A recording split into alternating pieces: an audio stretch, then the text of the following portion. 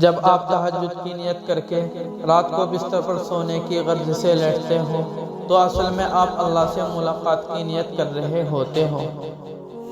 اب آپ سوچیں گے کہ میں نے تو فلاں دعا مانگی تھی، اس لیے میں نے تہجد کی نیت کر کے سوتا ہوں۔ لیکن کیا آپ نے کبھی یہ نہیں سوچا کہ آپ اگر اپنی دعاؤں کی قبولیت کے لیے تہجد کی نیت کر رہے ہوتے ہو نا تو یہی سوچ کر رہے ہوتے ہو نا کہ اس پہر میں اللہ ہمارے سب سے زیادہ قریب ہوتا ہے؟ آپ یہی سوچ کر تہجد کی نیت کرتے ہو کہ اس پہر میں اللہ کو اپنے بندے کا مانگنا بہت پسند ہے، تو میں بھی اللہ سے اس وقت مانگوں گا تاکہ اللہ کو میرا مانگنا بھی پسند آئے، اور صرف اس نیت سے آپ اللہ کے قریب ترین آ جاتے ہیں۔ دیکھیں، ابھی آپ نے تہجد نہیں پڑھی، ابھی آپ نے صرف نیت کی ہے اور آپ اللہ کے قریب آ گئے ہیں۔ تہجد پڑھو گے تو کیا کیفیت ہوگی؟